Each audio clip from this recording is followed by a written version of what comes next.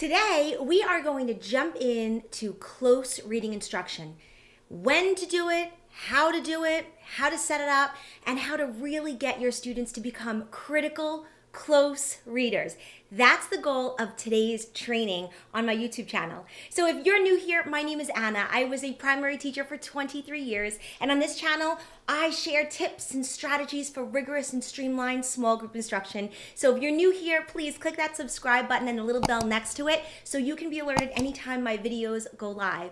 So we're gonna dive in deep today to close reading. In the description below, I have a workbook for you where you could take notes on this training because it's a real full-blown training on close reading. So definitely download the workbook below in the description.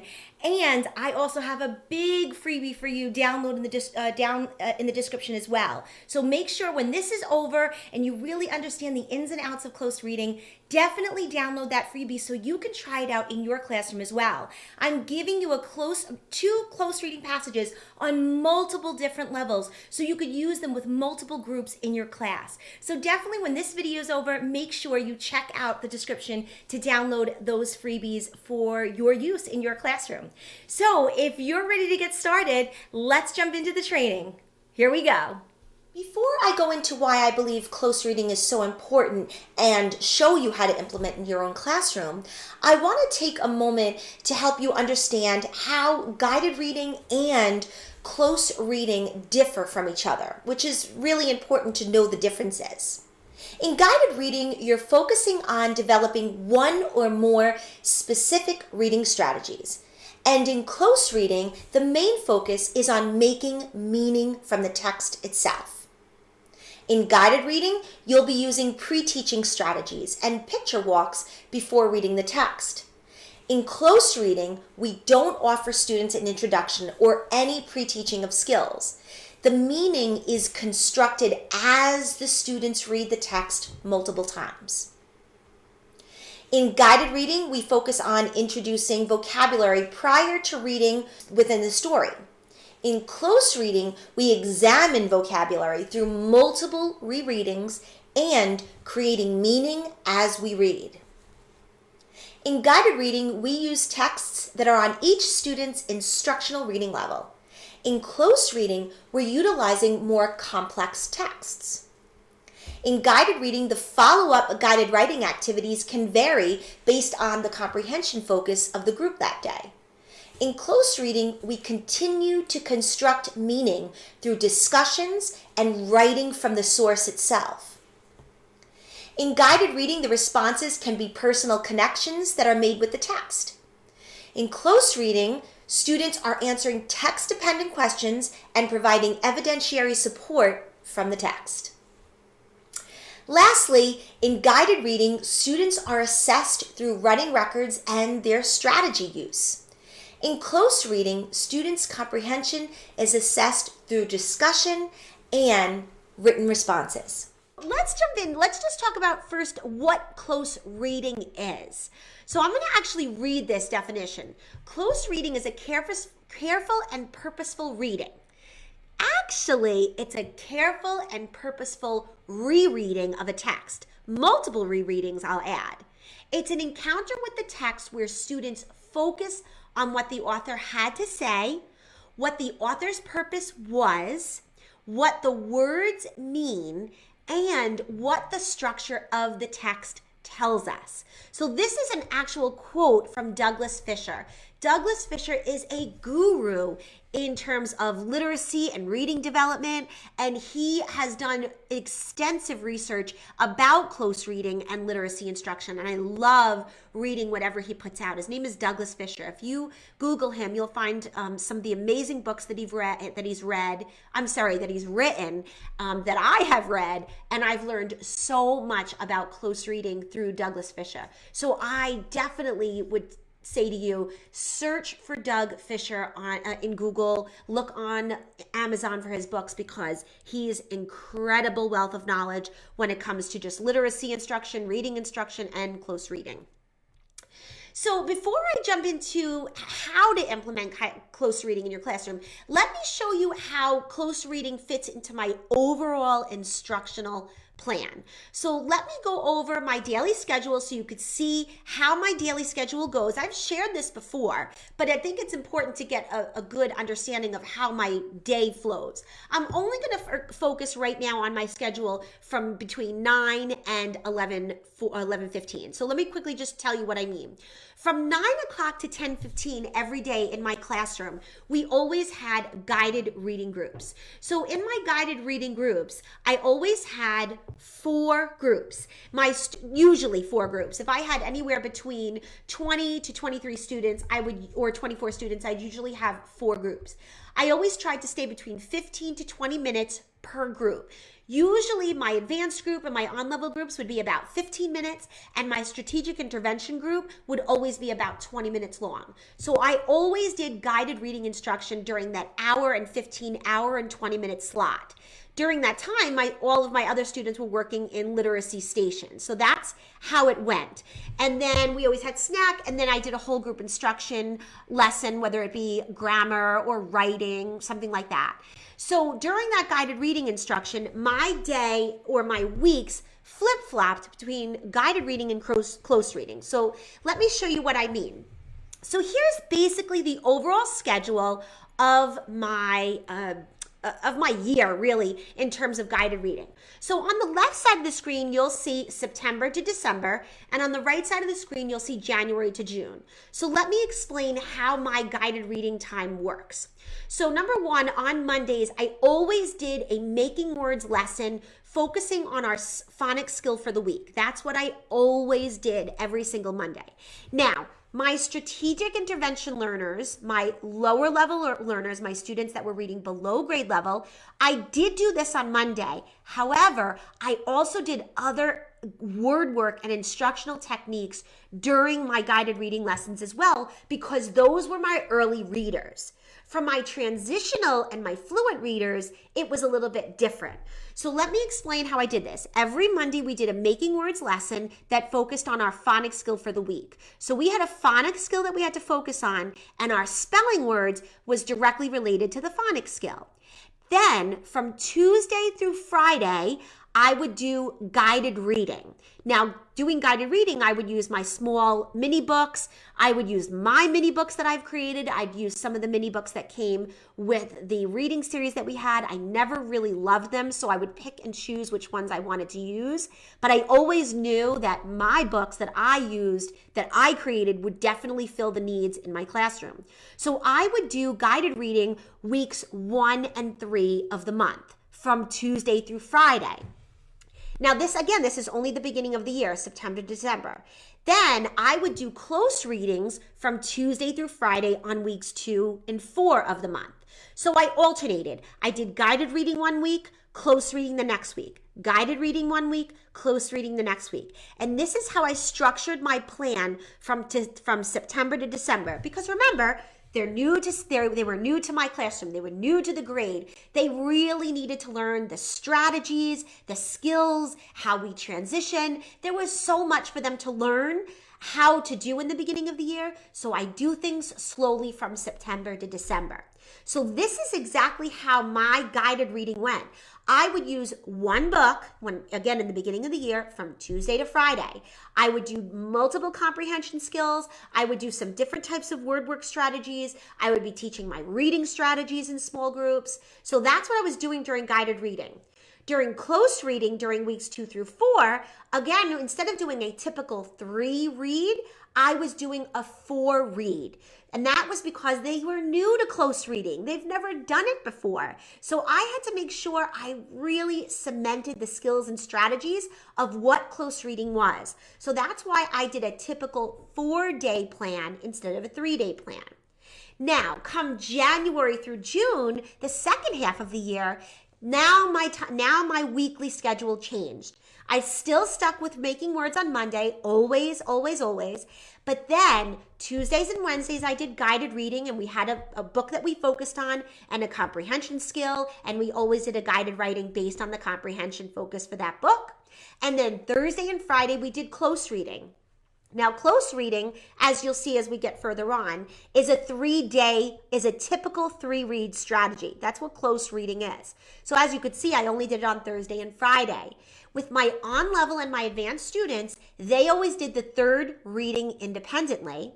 With my strategic readers, I would do it on Thursday and Friday, and then the following week, I would do reading 3 and 4. Again, these are my strategic readers. I need to do things slowly with them so they can understand the concepts. They understand how to do a close reading. They become critical readers. That's our goal, to make them critical readers. So for me to slow down with those lower level readers, that's what I did. So there are always some differences with my strategic intervention group. But this is overall how my days and my weeks progress throughout the year with guided reading and close reading. So I really thought giving you the overall picture of how I structured my guided reading and close reading instruction would give you a better understanding of how to do it in your classroom. So this is exactly how my year was structured and how I implemented this throughout my instructional plan. So now that you understand my overall instructional plan, let's jump right into learning about close reading. So what I'm going to share with you now is what purpose close reading serves. So purpose number 1, we want to allow our students to assimilate new information with their existing background knowledge and prior experiences to expand their schema. That's the purpose of close reading. We want to expand their schema by giving them new information and connecting it with their prior schema. That's what the purpose of close reading is. That's purpose number 1, to assimilate the new information that they're learning with what they already know to expand their knowledge. That's purpose number 1. Purpose number 2 is to help students build good reading habits while they engage with a complex text. This is important. We want students to be critical readers. We don't want students just to be reading the words on the page and not really focusing on what those words mean. We really want to encourage that metacognition in students when they're reading. That's so important. So we want them to build good reading habits while they engage with a complex text.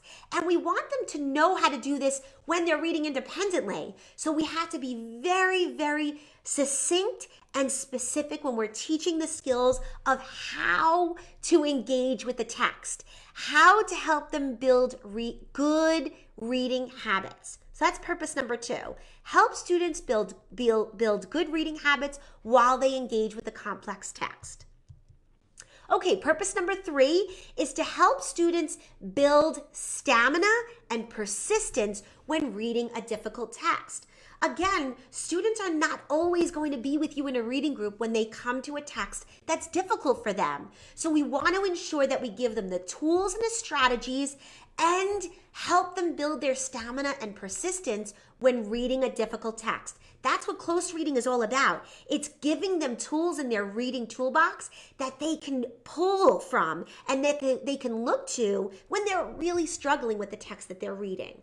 So that's the 3rd purpose of close reading. We want to build their stamina and their persistence when they're reading a difficult text. Purpose number 4 is to help students build habits of questioning themselves while they read. You want them to constantly ask themselves, why am I reading this text? Why did the author write this text? What do I want to learn from this text?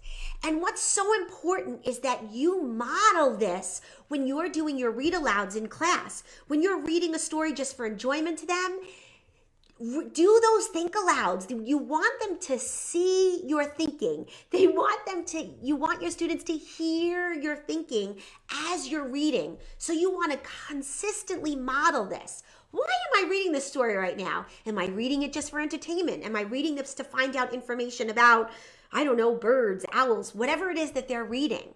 Why did the author write this text? Well, clearly the author wrote this because they want to teach me about owls or birds or whatever it is that I'm reading. And then I want to constantly ask myself, what do I want to learn from this text? What questions do I have? we need to constantly model this as teachers while we read to them so they see that we're doing this as well when we're reading.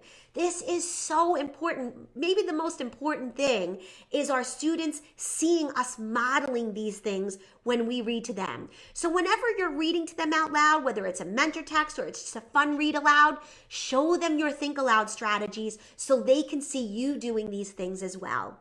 So this was purpose number 4, helping students build habits of questioning themselves while they read. So close reading allows teachers to focus on these habits while reading difficult texts.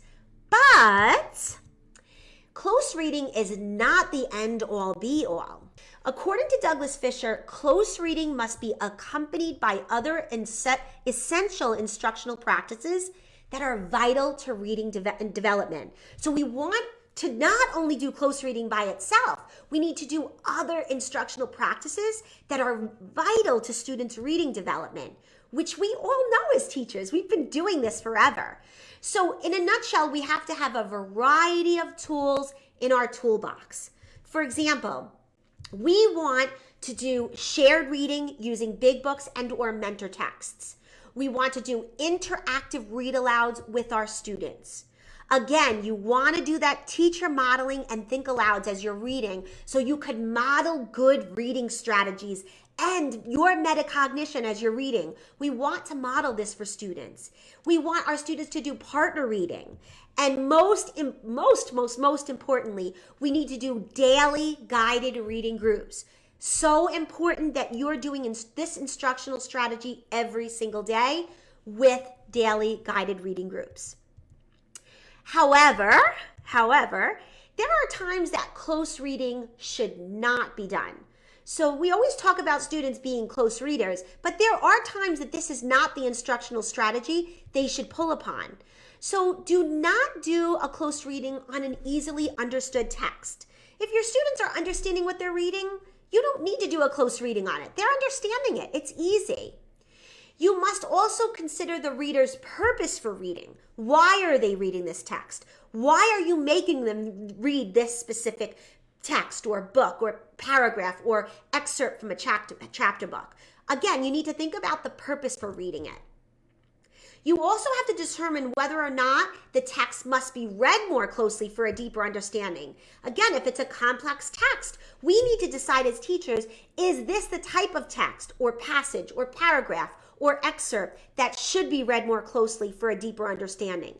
You know, sometimes when we get into harder types of reading, we really want to just kind of dive deep into the language that the author is using and really help students have a deeper understanding of the types of language the author is using and why the author is using that language in a text. So again, we need to determine whether or not the text must be read more closely. So let's jump into the 6 key features of close reading. There's 6 key features that we're going to talk about, and this is also in your workbook. So look at that page where you're going to write down the 6 key features of close reading. So these key features will help you determine whether or not a text or passage is appropriate for a close read. So let's dig into these 6 features. Number 1, short passages. Texts with 2 to 5 paragraphs should be used. They should be short articles or chapter book excerpts. So not the whole chapter book or not the whole chapter. We want to pick specific excerpts in chapter books if that's what you're using to do a close read. Again, when you're working with your advanced readers and let's say you're reading an advanced chapter book, you're not going to do a close reading on the whole book. You want to pick specific excerpts in the book to do close reading. We want them to focus on the language the author is using, what the author's purpose is in that particular part of the book. And again, if you're just using passages or short articles, they should be short. They should only be 2 to 5 paragraphs. They should not be longer than that. That's number 1 of the key features of close reading. Number 2, they need to be complex texts. The chosen text should be at or slightly above your student's instructional reading level. Again, we want these texts to be complex. If they're easy to read for the students and they're on their independent or even below their independent reading level, that should not be used as a close reading. So the chosen text should be at or slightly above a student's instructional reading level. So it's important that you know your student's instructional reading level so that you can provide them with passages that are slightly above their instructional reading level. With close readings, at times, I'll go 2 or even 3 levels above what their instructional reading level is. Remember, they're not only reading this text once, they're doing multiple readings of the text that you're reading. So as they read it again and again and again, they're actually going to get more proficient at reading that text. So it's okay that you go 2 to 3 levels above above their instructional reading level. Don't hesitate to do that. And yes, are they going to have probably a little bit more trouble during the first read? Of course they are. It's above their instructional reading level. So you want to make sure that we give those multiple readings, and if they need 4 readings, give them 4 readings. Again, you have to see how your students are doing with the text. You have to constantly be writing down those anecdotal notes and seeing how they're doing with the text. So important. So number 2 for the key features is complex text, anywhere between 1 and 3 levels above your student's instructional reading level. Key feature number 3, to front load or not. To front load or not, that's the question. Now, teachers usually engage in some type of pre-teaching and discussion when beginning a new text. I've done it for years. I still do it. You know, we always do we do a picture walk, or we do like a little excerpt to introduce the text. We've been doing this. This is part of guided reading forever. However, some teachers believe it's important to activate the prior knowledge. Not however. And I understand that. I've done it myself. There are times we want to activate students' prior knowledge. However, the purpose of guided reading is for students to assimilate new information with their existing schema as they engage with the text. That's what we want students to do. So if we kind of fill them with information before reading the text, it's like we kind of gave away the surprise. You know what I'm saying? So that's what front loading means. Front loading is giving them some information or activating prior knowledge or previewing the text or kind of, giving them a little tidbit before they jump in. We don't want to do that with close reading. Again, we want students, the purpose of close reading is for students to assimilate, such an important word there, assimilate the new information that they're reading with what they already know, with their schema as they read the text. That's what close reading is all about, assimilating new information. I want to keep saying that because, again, if we front load, we activate prior knowledge, we give previews, we do picture walks, if we give little excerpts or we introduce the text, we're giving them too much information, especially if you're going to do a close reading. Now, I do this with guided reading. I do preview the text. I will give a little excerpt of what the text is about. I will do some vocab before we jump into the text to make sure that they read that when they come to those difficult words. I do that in guided reading, but not close reading. So don't activate that prior knowledge when you're about to do a close reading. We want students to assimilate the new information with what they already know as they engage with the text. So important about front loading. So I believe in setting a purpose for reading and possibly introducing some difficult vocabulary that they might see in a close reading, because sometimes if you're doing a nonfiction close reading, you'll have some of those tier 3 vocabulary words that will be very difficult. So I may pick 1 or 2 of those vocabulary words and point them out, or I might even just write them on a whiteboard, but I'm not going into a major discussion before I start it. So that's number 3. Expanding students' knowledge will take place by diving deep into the text and then allowing students to connect that information they just read to their existing schema, which then results in a deeper understanding of the text. This is so important when you're doing a close reading. This is probably the most important thing when you're doing a close reading, because a close reading is done to expand your students' knowledge with their existing schema so they have a better understanding of what they're reading. All right, let's move to number 4.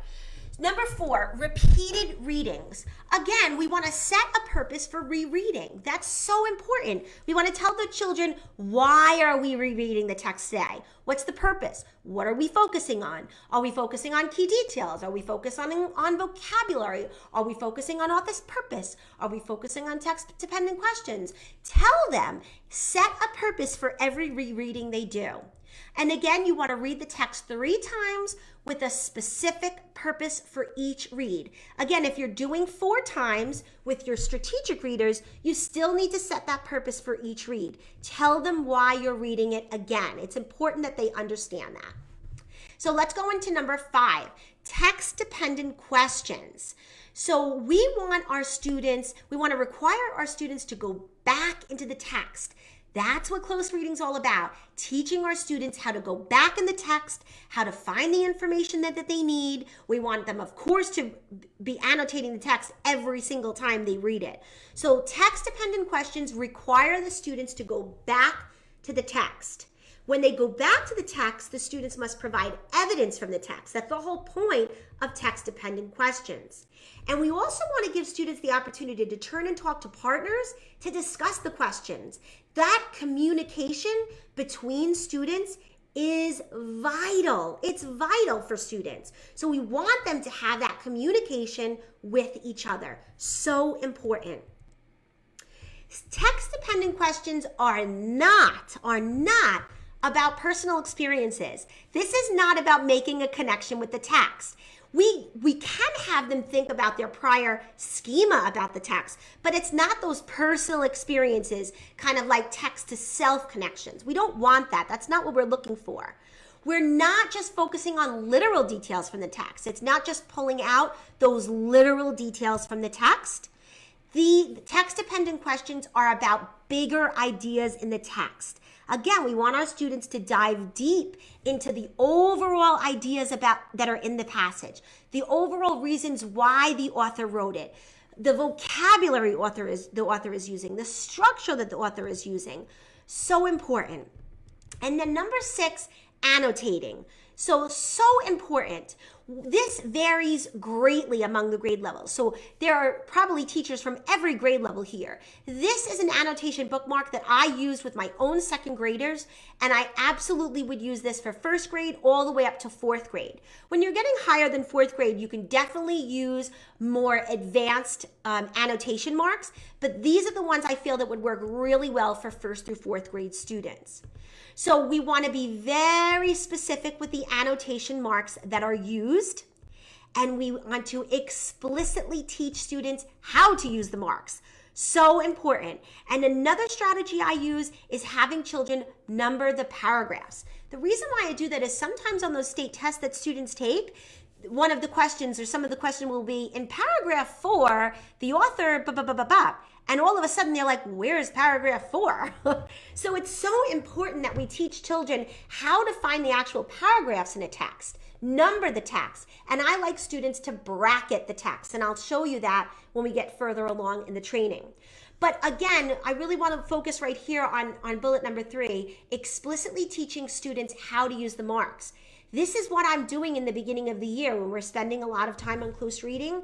I show them think alouds. I have them see me read a text and do my think alouds to show how I use these thinking marks. And I call them thinking marks in the beginning, and I use those terms together. Thinking marks, annotation marks. Thinking marks, annotation marks. I want them to hear both ways that I describe it, because I want them to understand that when they're reading, they're thinking. When they're thinking, they're reading. You know what I'm saying? And I want them to use those marks as they're reading to show their thinking. That's the whole concept of annotation marks. So we need to teach our students explicitly how to do this.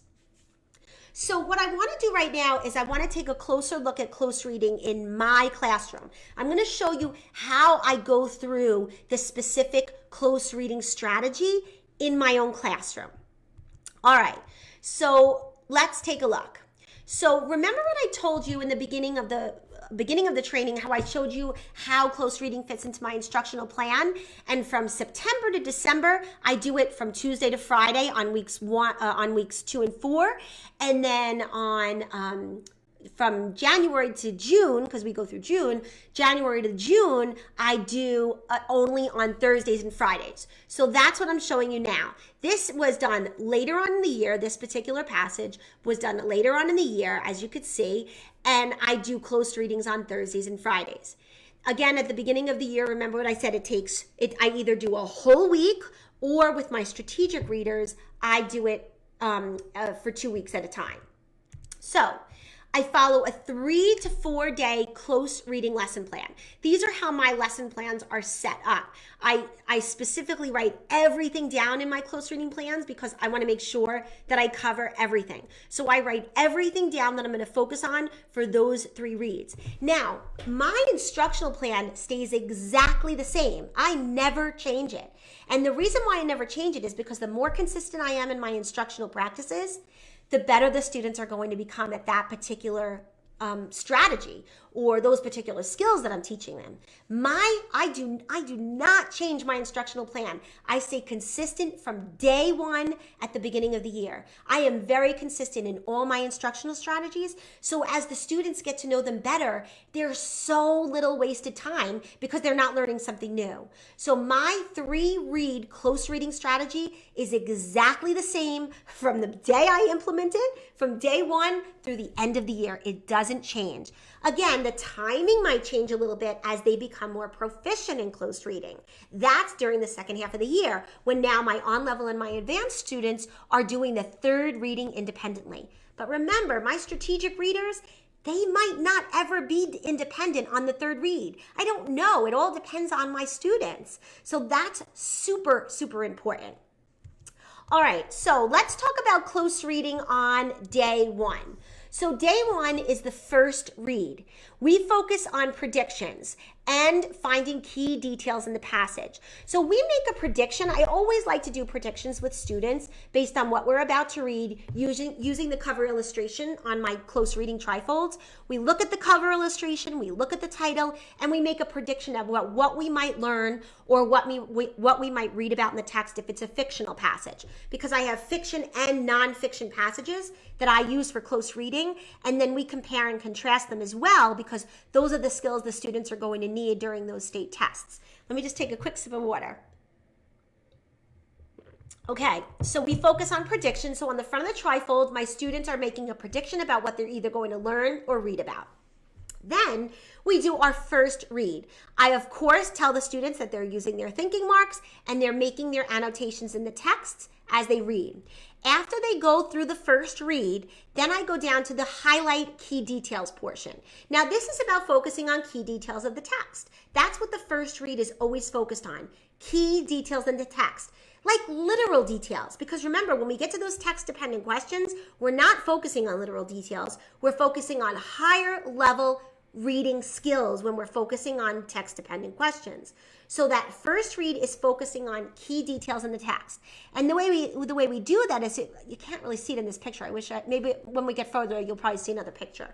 When we look down at the bottom, it tells my students to highlight specific key details in the text using different color highlighters. So I always have 4 highlighters for each of my students. I use the same colors every single time, so I always have multiple highlighters available, and I make sure every student has the right color. We do pink, blue, green, and yellow. And every single one of my students has those 4 highlighters in front of them because I'm not going to be searching for highlighters every time we do a close reading.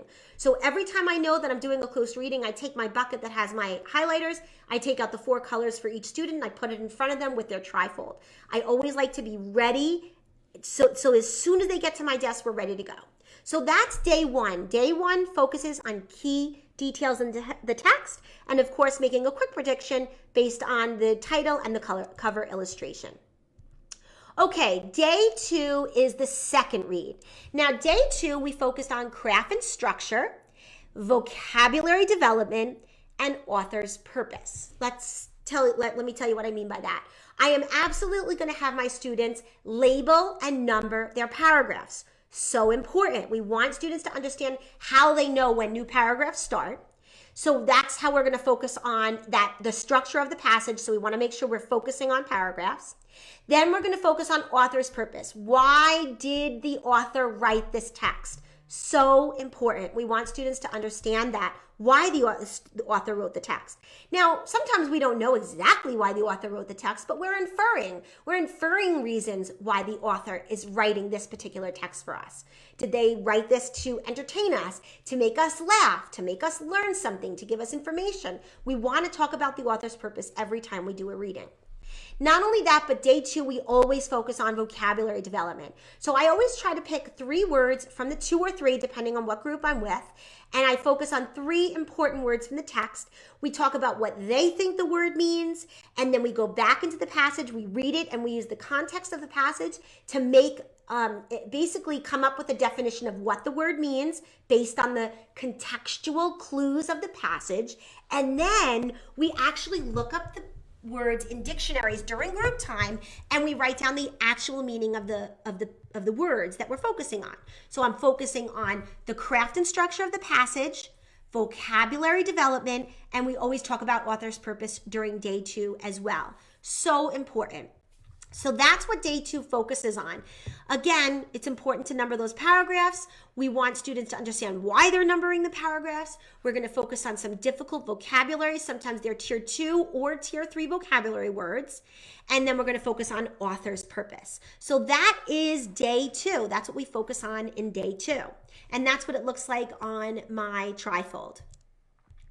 Okay, close reading day 3. This is now our 3rd reading.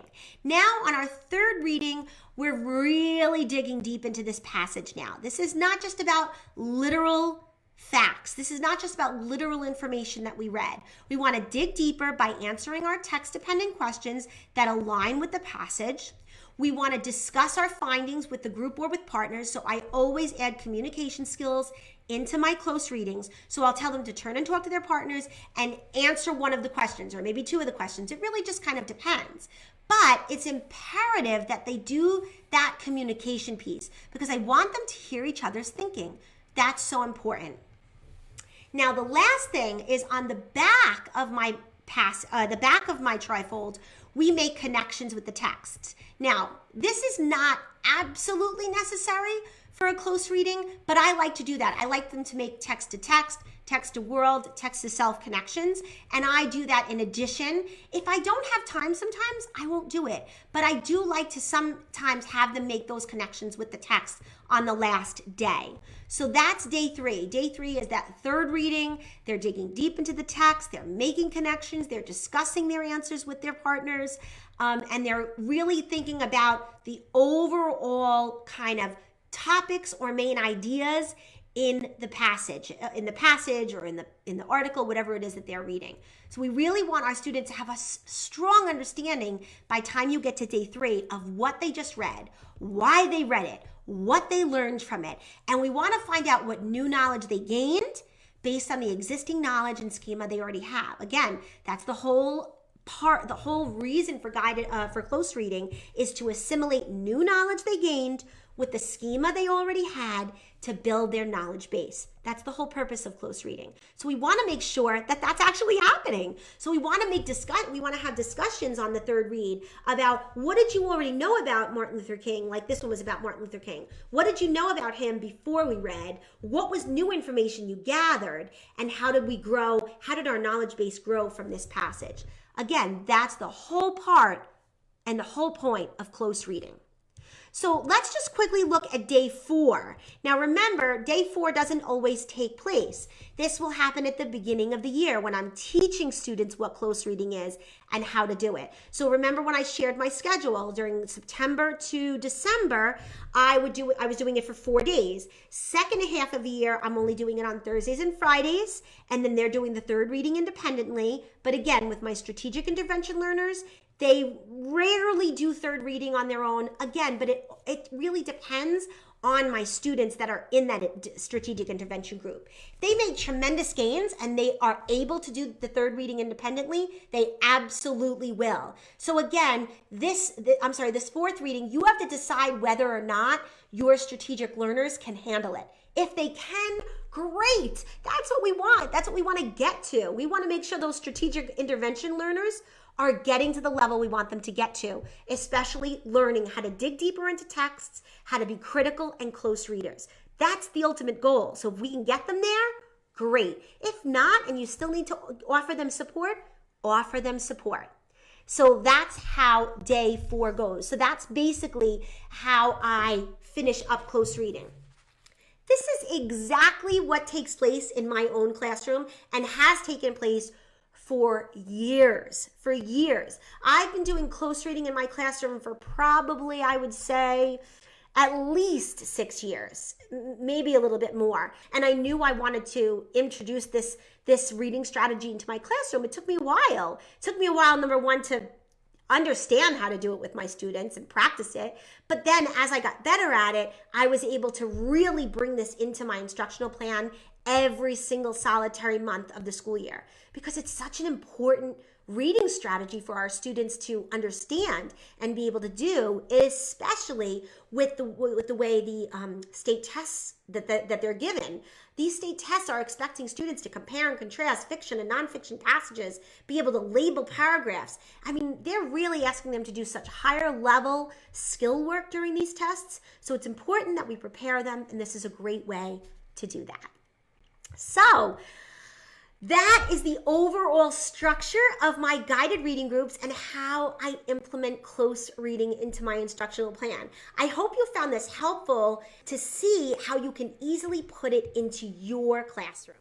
I hope you enjoyed that training on close reading, because I truly enjoyed creating it for you. And I hope that you gathered so much from it, because let me tell you, combining guided reading and close reading together during your small group instruction time, I promise you, will create unbelievable contextual readers in your class. I promise. This is the reason why my students always left my classroom reading on or way above grade level, because I combined both instructional methodologies in my classroom. So give close reading a shot. It is such a powerful instructional methodology to use for reading instruction. So don't forget to please go look down in the description.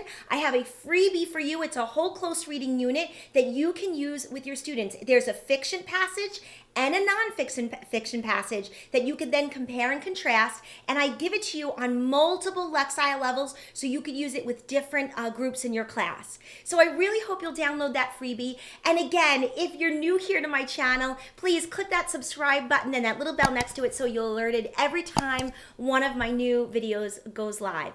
So thank you again for watching. I truly hope you enjoyed this training, and I hope to see you in my next video. Bye for now.